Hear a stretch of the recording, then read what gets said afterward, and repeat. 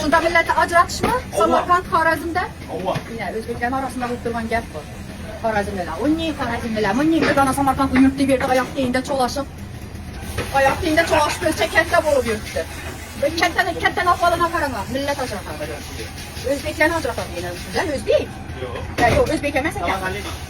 Samarkandlılar o'zbek emas ekan. Qayda? Ben ne olduysa Samarkandlılar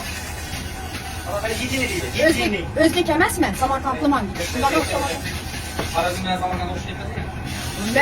Ben yetişib turganim yo'q, Samarkandlıni o'zi boshlig'ina Xorazmlilar, uni Xorazmlilar bunday deb. Lekin bir Samarkandlıni bu yerda bizlar ishda ketgan ishi hech kim yodimdan chiqmaydi.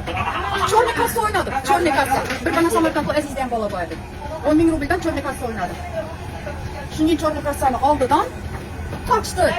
Umuman telefonlardan ölçüp taşadı, özel yok oldu gitti. Düşündü insan bir Samarkandlı bana şu gitti mesela bize mesela hem de Samarkandlı şimdi başka deliyimiz bu doğru mu?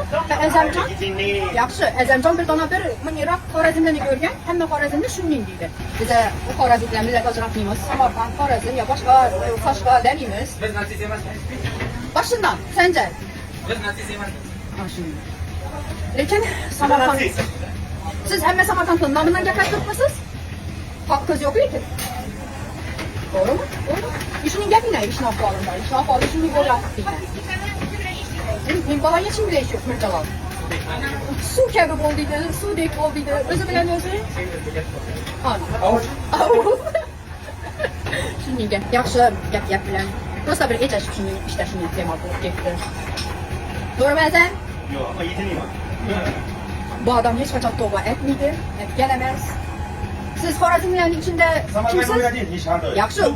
Hiç karşılıkımız yok bu gap teyze. Siz Xorazmlilerin içinde kim ediniz? Bol. Acaba bol. Tamam tabii. Hatta yeteneği.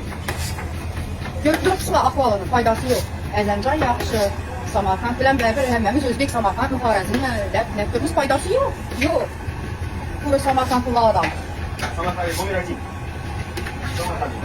Bu adama gap çünkü konuydu. Bu bir konfada hangisi Samarkand değil hardandır.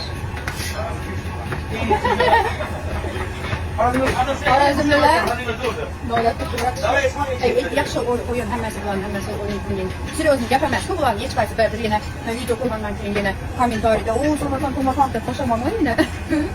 Samarkand, Xorazm hammamiz bir.